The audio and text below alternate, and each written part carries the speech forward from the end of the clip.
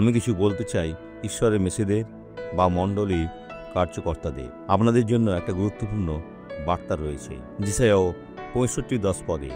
সেখানে সারণ, যেখানে সমস্ত সুন্দর গোলাপ ফোটে, তাহাদের নিমিত্ত সারণ মেষপালের খোঁয়াড় হইবে। আপনি বুঝেছেন?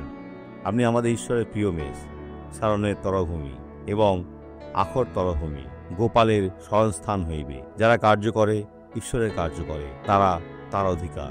আর আমার যে প্রজাবৃন্দ আমার অন্বেষণ করিতেছে, ভাইরা দেখুন, তার অন্বেষণ করুন।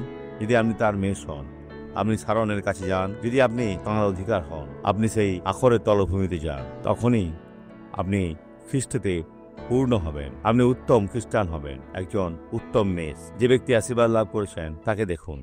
আমি হাত তুলতে পারতাম না। কতদিন? 4 বছর হয়ে গেল। 4 বছর? হ্যাঁ, এই অবধি তুলতে পারতাম, আর এটা কষ্ট দিত। তাহলে চুল আঁচড়াতে পারতেন না? পারতাম, কিন্তু কষ্ট হতো। কষ্ট হতো? তাহলে কষ্টের জন্য তুলতে পারেননি? এখন দুটি হাত নামান, এখন স্বর্গের দিকে তুলুন। বন্ধুরা দেখুন, যন্ত্রণায় কি হলো? এটা চলে গেছে। আপনি কি এই আশীর্বাদ দেখলেন? আমি চাই আপনিও এটা লাভ করুন।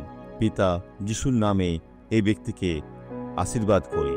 শত্রুকে স্পর্শ করা থেকে বিরত রাখি, সমস্ত মন্দকে নিষ্ক্রিয় করি খ্রিস্টের নামে। আপনি বলুন আমেন। শুভেচ্ছা।